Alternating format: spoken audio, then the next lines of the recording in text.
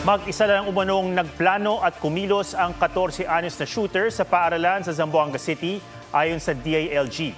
Sabi naman ng Zamboanga Police, inabutan pa nilang buhay ang shooter bago nagbaril sa sarili. May report si John Consulta. Walang problema sa grades, walang kaaway at wala rin daw kinalaman sa bullying ang pamamaril ng 14 anyos na estudyante ng Ateneo de Zamboanga Junior High School. Sinabi yan kay DILG Secretary John Mcrimulya sa pagbisita nito sa paaralan. He planned, executed, and willfully did everything on his own. There was no conspiracy behind it. There was no active group that planned it with him. There was no family influence that made him do the unthinkable. Chinek namin yung social media apps niya. Wala siyang conversation out of the ordinary. It was all in his head, and that's why we believe that it was influenced by the games that he played. Itsurang video game raw kasi ang shooting nang una itong makita ni Rimulya. Kaya suwestyon ng kalihim, pag-aralan ang pagban sa mga violenteng video game. Dapat din anyang higpitan ang gun ownership.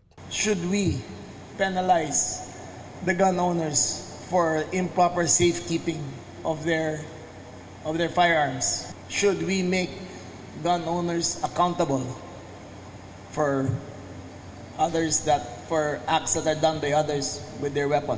Imbis na dumaan dito sa main entrance kung saan mayroong mga gwardiya na nagsasagawa ng bag inspection sa mga pumapasok na estudyante, ay pumasok daw itong grade 8 shooter dito sa bahaging ito, nitong pababang lugar na nagsisilbing isang emergency exit din daw. At ayon pa sa investigasyon ng mga otoridad ay nagkaroon ng pagkakataon na dumaan itong suspect sa mga rampa na ginawa para sa mga PWD at nang siya ay umabot na doon sa pinaka-4th floor, doon na siya nagsimula sa kanyang pamamaril. Sa Senado, inusisa ang mga naging pagkukulang kaya nangyari ang malagim na pamamaril. Isang entry gate at isang exit gate at isang ramp.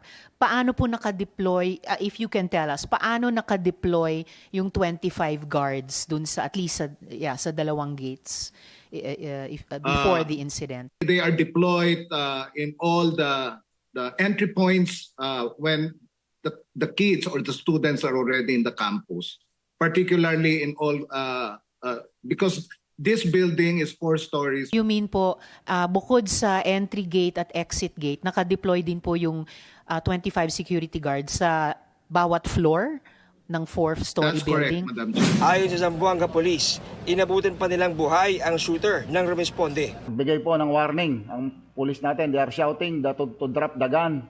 Pero yung CICL, victim shooter natin, ay umakyat po ng 5th floor at doon po niya binaril yung sarili niya.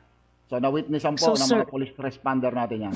John Consulta, GMA News.